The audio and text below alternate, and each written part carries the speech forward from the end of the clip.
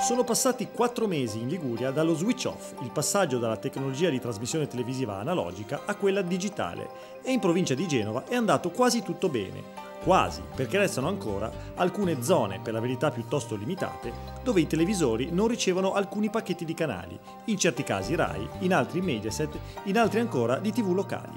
Per capire l'origine dei problemi e provvedere alla loro soluzione, il Consiglio Provinciale di Genova ha convocato una seduta della prima Commissione Affari Generali, durante la quale sono stati ascoltati i rappresentanti di Rai Way, la società della Rai che si occupa di ripetitori, Airanti Corallo, Associazione di piccoli editori televisivi e Associazione Ligure degli antennisti. Crediamo di fare il nostro dovere e di andare incontro alle esigenze sia dei cittadini sia di tutte le emittenti libere e anche pubbliche che hanno la possibilità di trasmettere sul territorio della nostra provincia. Dalle audizioni sono emersi due tipi di problemi. Per quel che riguarda le zone montuose, per esempio l'Alta Valtrebbia, le TV locali spesso non installano nuovi ripetitori perché il ritorno economico di un investimento così oneroso è quasi inesistente, visto lo scarsissimo appeal pubblicitario di alcuni territori. Per quel che riguarda invece la città di Genova e le zone costiere, sono tutte ottimamente coperte dai ripetitori, sia delle TV nazionali che di quelle locali. Se il segnale non arriva, allora, è perché è troppo forte e va adeguatamente smorzato regolando i sistemi di ricezione, decoder o antenna.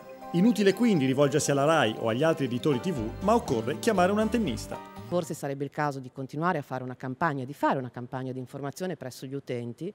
per spiegare agli utenti che devono fare spessissimo la risintonizzazione e di dare anche le indicazioni che qualora non ricevessero dovrebbero chiamare l'antennista per verificare, perché molto spesso negli impianti centralizzati possono sorgere delle problematiche dovute dai filtri, eccetera. Chiamare direttamente un esperto del settore perché controlli se effettivamente i problemi di ricezione siano dovuti a una mancanza di segnale oppure al troppo accavallarsi dei segnali